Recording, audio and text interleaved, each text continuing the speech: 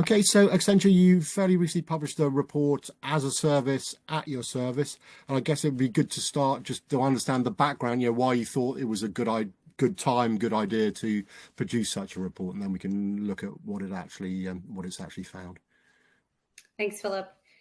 Sure. Yeah, the background for the piece is that a few colleagues and I were speaking one afternoon about the trends in the network industry space and the remarkable transformations that we're seeing in order for these network companies to serve their customers better. And I call it, it's not your grandfather's networking company anymore. So I think the best example is Cisco. It's a company grounded in rich tradition, building, the tradition for the company was building best in class networking hardware. And it's now software, consumer tech, enterprise tech, and semiconductor company pivoting really hard to as a service and ARR.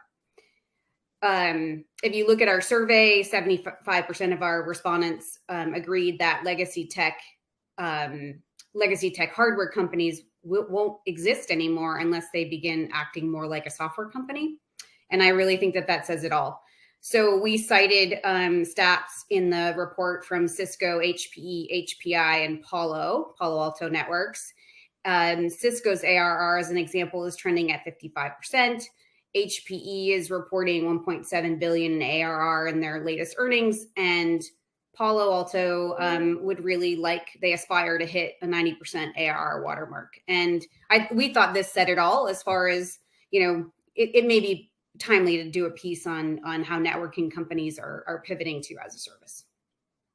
Okay, yeah, so just to sort of re-emphasize what you said there, that the main finding does seem to be, I mean, I won't say shocking, but maybe a bit of a sort of surprise in black and white, that hardware companies who do not develop as a service offering are, whether they're going to go out of business or struggle for customers. And I'm just interested, does that mean in addition to potentially still selling their hardware, or are they pretty much got to transition to, the software and the as a service model?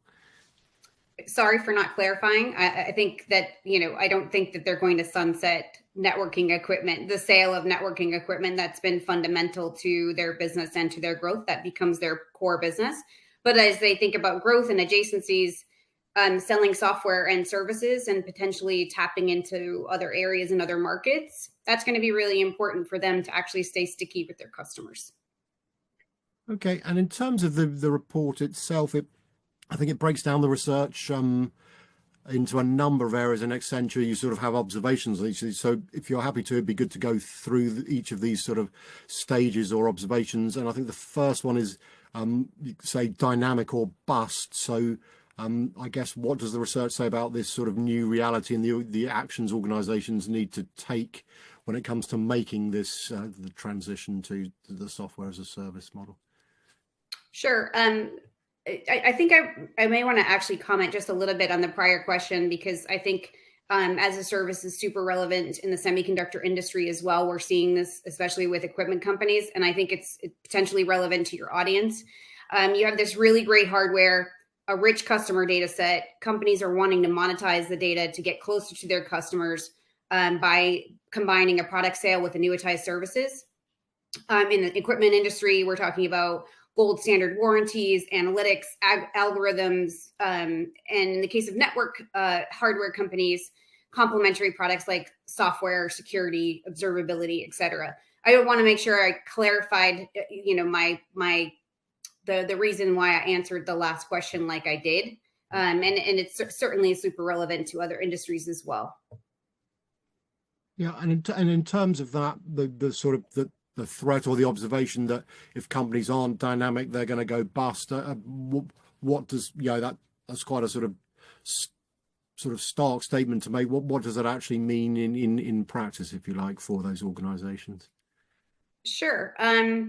So if you think about an enterprise tech company like Accenture, we are increasingly spending significant dollars on services and software.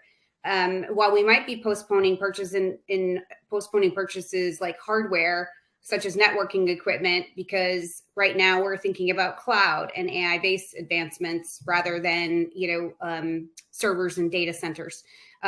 So that becomes a consideration for all enterprise tech companies. So those companies, like a network company, revenue strategies are pivoting as a result. Every 5 years, a company thinks about modernizing their hardware via CapEx. And then every year, annually, a company is thinking about allocating OpEx for software, cloud, and AI support. So this shift is a consideration that all network tech companies must consider. And it has an implication to their growth strategy, operational practices, and buying patterns. For example, 85% of the executives we spoke with shared a concern about monetizing their business pivot. And it could really be a distraction from paying attention to what they previously considered their core business, as we talked about the true hardware. So engaging with the customer looks completely different today than it did 10 years ago. And we're talking about optimizing around dynamic customer lifetime value versus a static hardware sale.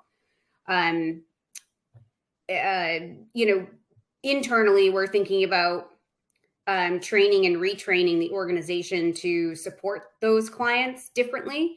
It could mean a different compensation model. It should mean a different compensation model. So these customers, these network tech companies are really thinking about what they also need to do in addition to external, what they need to do internally to change.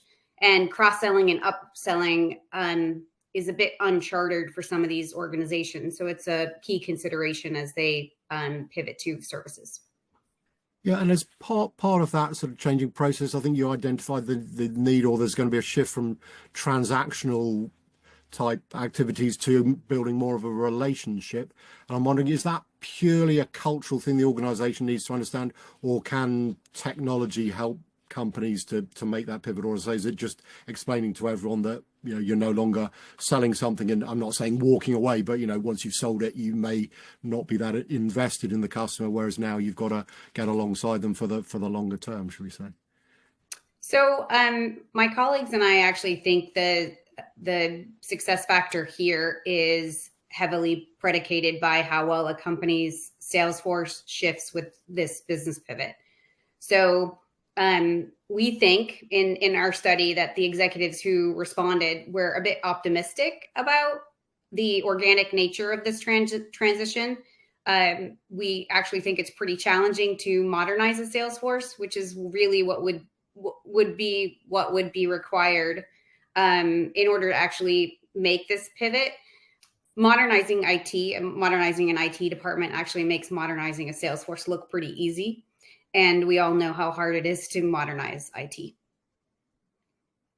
Yeah, because I've talked to one or two companies that suggest that their sales folks that are used to sort of point of sale and transaction are maybe not capable of making the change into more a relationship. Do you think it's that dramatic that you almost have to fire and rehire, or can you hopefully explain and educate to the folks that the old way of doing it and is no longer, and educate them to the newer way?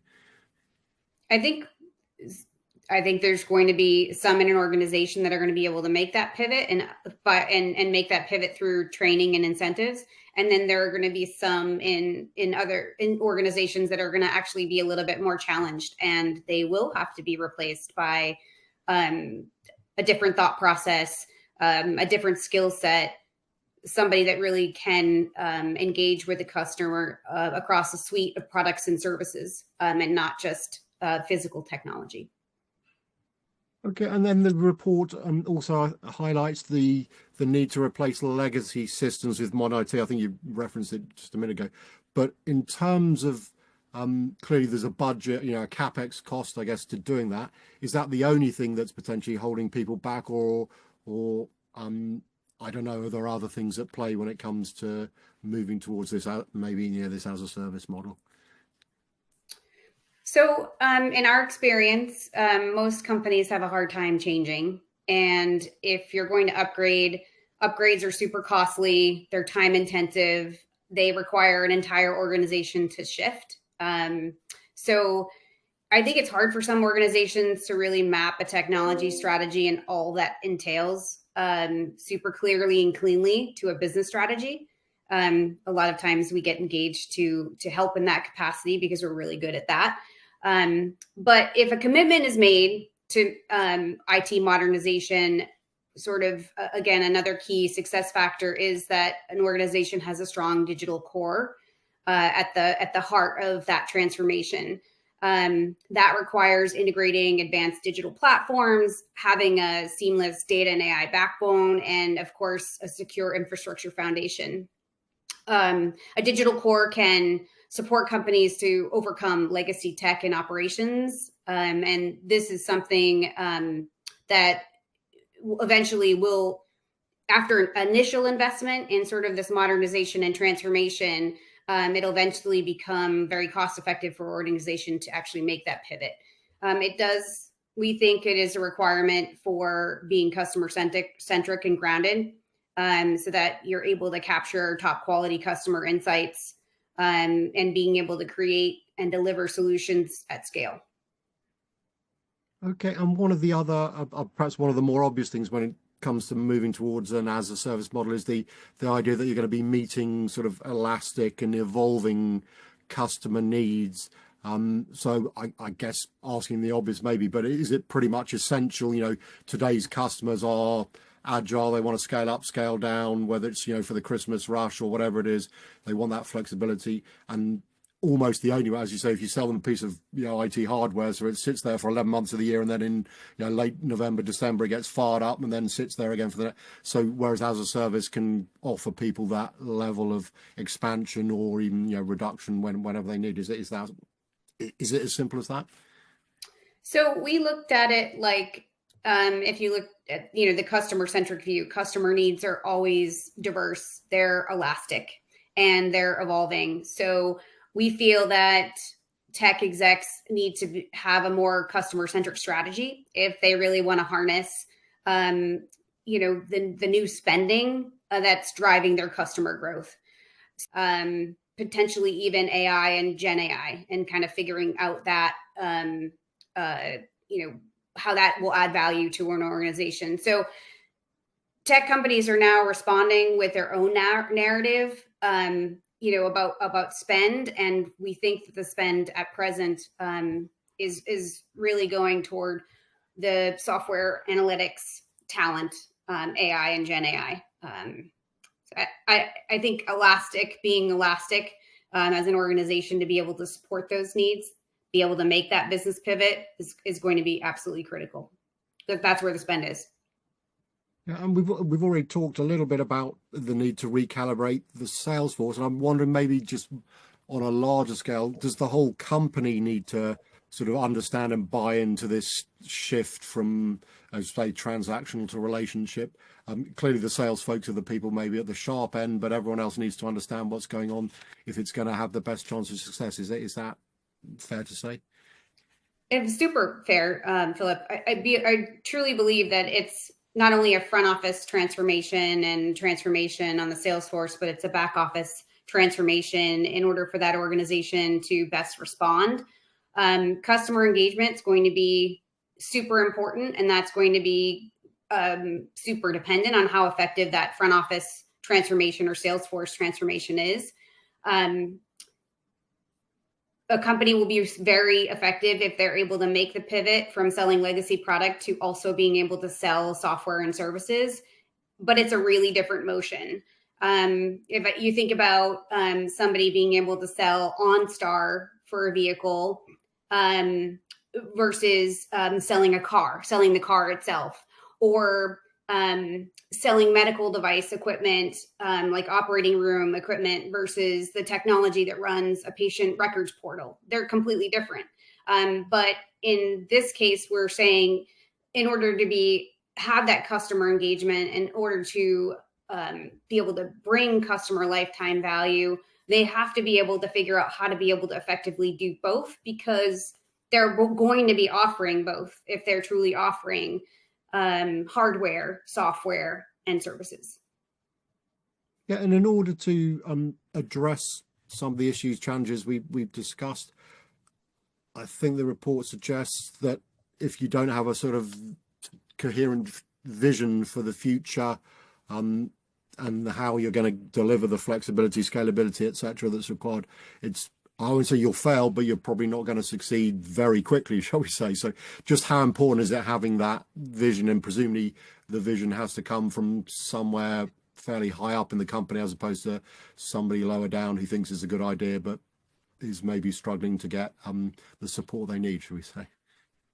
For sure. I mean, it's a CEO and board level vision that needs to be cascaded down. And my best recommendation for an organization to be able to really hone and achieve this vision for the future is to hire Accenture to do it. Oh, fair. I was going to say, I mean, come on to that. Maybe that's the answer to this question as well. But I was going to say, is there an easy way to start the process once you've understood what's going on?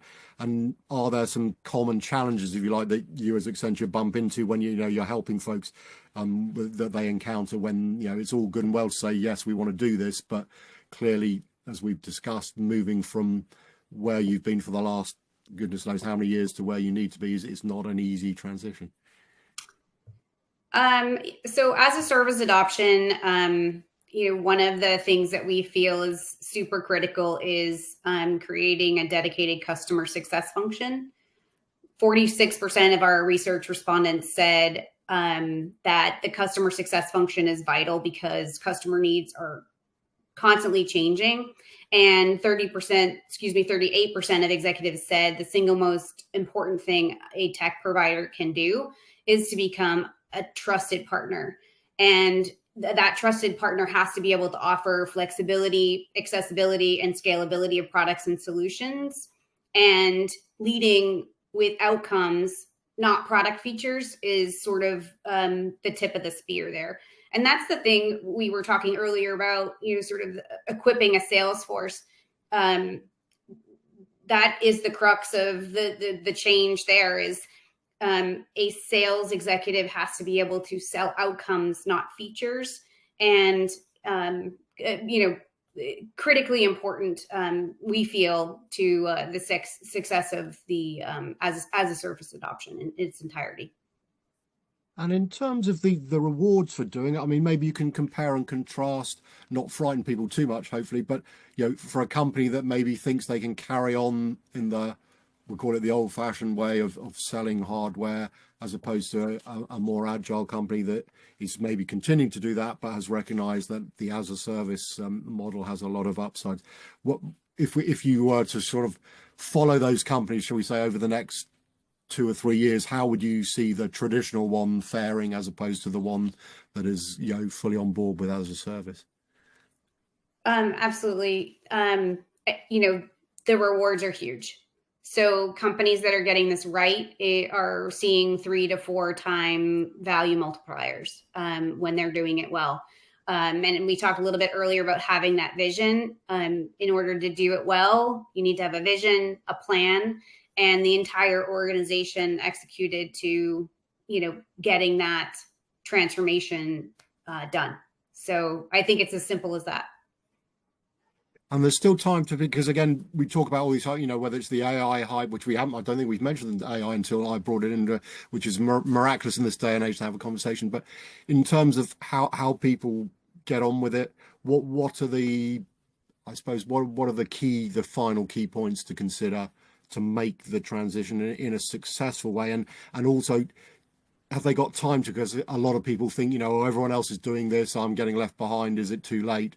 But in your experience, are most companies still wrestling with this journey, or where are folks at?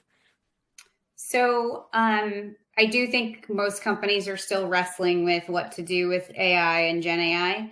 I'm seeing a lot of companies actually try to level set and determine what they have for organizational capabilities before they take a leap. AI, and especially Gen AI, is such an unknown, but it is becoming very pervasive in an organization's technology strategy, and it will be something that they will have to consider how they optimize internally to be able to use and leverage AI, but also how they actually want to monetize AI in their products and services. So it'll be a really important consideration organizations in their as a service journey for sure. Okay, so it's been great to chat to you. Some fantastic insights, and we've covered a lot of ground. I've asked you a lot of questions, so I'm really grateful for the time you've given me, Debs. Thank you very much indeed. Thank you. Pleasure meeting you, Philip. Thank you so much.